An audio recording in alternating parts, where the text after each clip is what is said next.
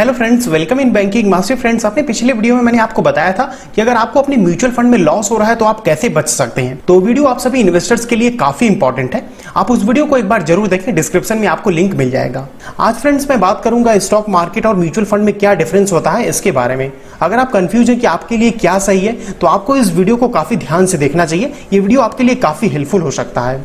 और अगर आप स्टॉक मार्केट और म्यूचुअल फंड दोनों में इन्वेस्ट करते हैं तो भी आपको ये वीडियो काफी ध्यान से देखना चाहिए, जिससे कि आपको इन दोनों मीडियम के बारे में पता चल सके कि आपको किस में ज्यादा फोकस करना चाहिए, स्टॉक्स में या म्यूचुअल फंड्स में। फ्रेंड्स, मेरा यही मोटो है कि मैं आप लोगों के लिए ऐसे ही वैल्यूएबल वीडियोस बनाता रहूं ताकि आपके लिए इन्वेस्टिंग एकदम आसान हो जाए और आपको कोई भी प्रॉब्लम हो तो मैं उस प्रॉब्लम को सॉल्व कर सकूं अपनी वीडियोस के थ्रू या पोस्ट के थ्रू। और यही कारण है कि मैं अलग अलग टॉपिक्स पर वीडियोस बना रहा हूं ताकि आप लोगों की ज्यादा से ज्यादा मदद हो सके। आपको बस इतना करना है कि आप अपना प्यार और सपोर्ट बनाए रखें। अगर आपको मेरा काम अच्छा लगता है तो आप हमारे चैनल को सब्सक्राइब करके बेल आइकन दबा सकते हैं। चलिए बिना देर किए आते हैं मेन टॉपिक पे।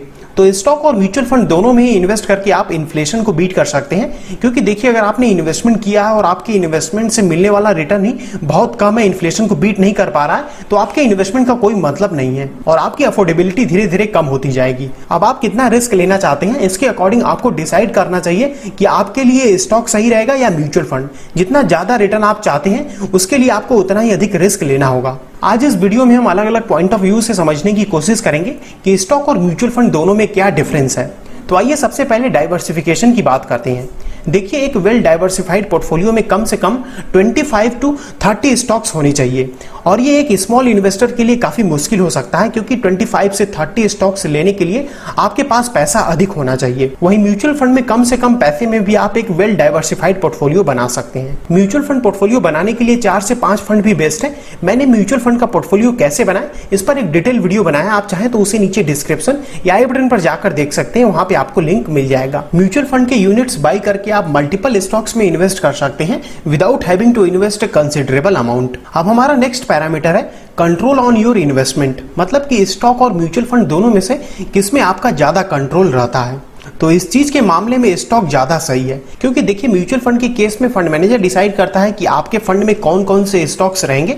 अगर आप बिल्कुल ही नए हैं और आपको पता नहीं है तो मैं आपको बता दूं कि म्यूचुअल फंड भी स्टॉक्स में ही इन्वेस्ट करते हैं। म्यूचुअल फंड में आपका इस बात पर कंट्रोल नहीं रहता है कि कौन सा स्टॉक सेलेक्ट किया जाएगा और कितने टाइम पीरियड्स के लिए सेलेक्ट किया जाएगा। एज ए इन्वेस्टर अगर आप म्यूचुअल फंड से चाहते हैं कि किसी पर्टिकुलर स्टॉक से निकल जाया जाए तो आप ऐसा नहीं कर सकते हैं, क्योंकि म्यूचुअल फंड में स्टॉक सिलेक्शन और उसमें से एग्जिट करना भी फंड मैनेजर के ही हाथ में रहता है। तो स्टॉक पर आपका कंट्रोल ज्यादा रहता है म्यूचुअल फंड्स के कंपैरिजन में। अब जब बात आती है अपने इन्वेस्टमेंट को ट्रैक करने की तो म्यूचुअल फंड इसमें आगे है, क्योंकि अभी मैंने आपको बताया कि म्यूचुअल फंड में स्टॉक को बाई और सेल करना सब फंड मैनेजर के हाथ में होता है और इसमें आपको फंड मैनेजर के एक्सपर्टीज का भी बहुत फायदा मिलता है और इस चीज की वजह से आपको म्यूचुअल फंड को ट्रैक करने की ज्यादा झंझट नहीं रहती है। वहीं स्टॉक मार्केट में आपको सब कुछ खुद से करना होता है कि कौन सा स्टॉक आपको अपने पोर्टफोलियो में ऐड करना चाहिए और कौन सा नहीं। इन्वेस्टमेंट होराइजन की बात करें तो म्यूचुअल फंड में आपको अलग अलग टाइम पीरियड्स के लिए अलग अलग फंड्स मिल जाएंगे, आप अपनी सुविधा के अनुसार इन्वेस्ट कर सकते हैं। वहीं स्टॉक्स में ज्यादातर लंबे टाइम पीरियड्स के लिए ही इन्वेस्टमेंट ठीक रहता है,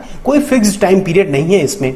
आप चाहें तो इसमें इंट्राडे ट्रेडिंग भी कर सकते हैं, जिसमें कि आप शेयर्स को एक ही दिन में खरीद और बेच सकते हैं। इंट्राडे के अलावा कई सारे तरीके हैं जिनके थ्रू आप स्टॉक मार्केट में इन्वेस्ट कर सकते हैं। हो सका तो फ्यूचर में मैं इस टॉपिक पर एक डिटेल वीडियो बनाऊंगा। अब आइए बात करते हैं कि कौन ज्यादा रिस्की है। तो अगर हम रिस्क की बात करें तो स्टॉक म्यूचुअल फंड से बहुत ज्यादा रिस्की है। म्यूचुअल फंड में बहुत ज्यादा स्टॉक्स होते हैं, जिसकी वजह से उनका डाइवर्सिफिकेशन ज्यादा अच्छा हो जाता है, इसीलिए म्यूचुअल फंड में रिस्क भी कम होता है। वहीं स्टॉक्स काफी वल्नरेबल होते हैं मार्केट कंडीशन से और एक स्टॉक के खराब परफॉर्मेंस को दूसरा कॉम्पनसेट नहीं कर सकता है, इसीलिए स्टॉक्स के केस में रिस्क बहुत ज्यादा होता है। अब हमारा अगला पैरामीटर है cost of investing. Mutual fund में आपको एक्सपेंस रेशियो के रूप में फीस देनी होती है फंड मैनेजर जो आपके पैसे को मैनेज कर रहा है, इसलिए expense ratio equity mutual fund में करीब 1 से 2% के आसपास होता है।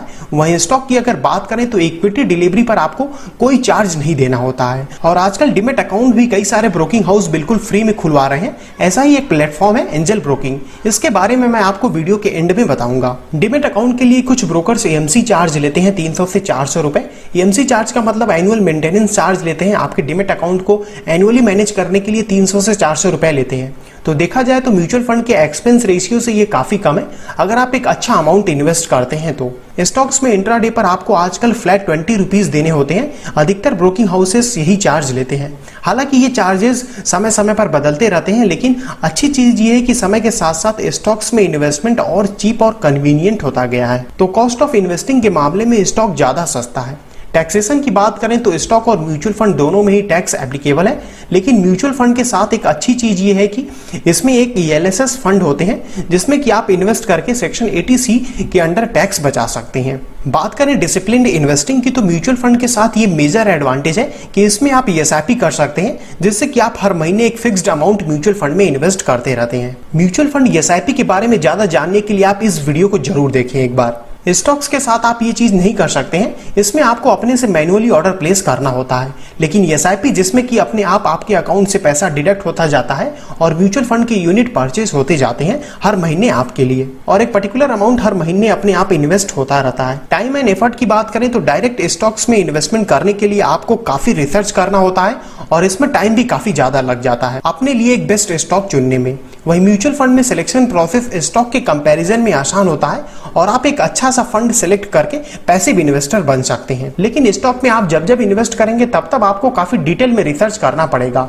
अब चलिए सबसे मेन पैरामीटर के बारे में बात करते हैं, जिसको कि देखने के बाद आपको ये क्लियर हो जाएगा कि आपके लिए क्या सही है। तो ये पैरामीटर है रिटर्न का। देखिए स्टॉक मार्केट में आप काफी अधिक रिटर्न कमा सकते हैं, लेकिन साथ में वोलेटिलिटी भी आपको काफी ज्यादा देखने को मिलेगा स्टॉक मार्केट में as compare to equity mutual fund. और स्टॉक मार्केट से आप काफी अच्छा रिटर्न कमा सकते हैं शॉर्ट टाइम पीरियड में भी, जबकि इक्विटी म्यूचुअल फंड में ऐसा नहीं है। इक्विटी म्यूचुअल फंड से बहुत अच्छा रिटर्न कमाने के लिए आपको लॉन्ग टर्म के लिए अपना इन्वेस्टमेंट प्लान करना होगा। जैसे अगर हम देखें तो 23 मार्च को रिलायंस का शेयर 930 रुपए का था और ये आज के डेट में 2241 रुपए हो गया है। मतलब ये 5 to 6 मंथ में लगभग 2.5 गुना हो गया है। और अगर हम फार्मा सेक्टर के स्टॉक की बात करें तो कई ऐसे स्टॉक है फार्मा सेक्टर के जिन्होंने 200% के लगभग रिटर्न दिया है 5 to 6 मंथ में ही केवल, जबकि इक्विटी म्यूचुअल फंड में आपको ये चीज देखने को नहीं मिलेगा। तो रिटर्न के मामले में स्टॉक ज्यादा अच्छा है अगर आप थोड़ा रिस्क ले सकते हैं तो। अब बात करें इस वीडियो के कंक्लूजन की तो देखिए equity as asset class risky है इक्विटी म्यूचुअल फंड के कंपैरिजन में। अगर आपके पास अच्छा नॉलेज है और आप मार्केट के बिहेवियर को समझते हैं तो आप स्टॉक्स के थ्रू काफी अच्छा रिटर्न कमा सकते हैं। अब अगर आपके पास टाइम भी नहीं है और आप शेयर मार्केट इन्वेस्टमेंट को सीखना भी नहीं चाहते हैं तो आपको स्टॉक से दूर रहना चाहिए, आप म्यूचुअल फंड में ही इन्वेस्ट करें।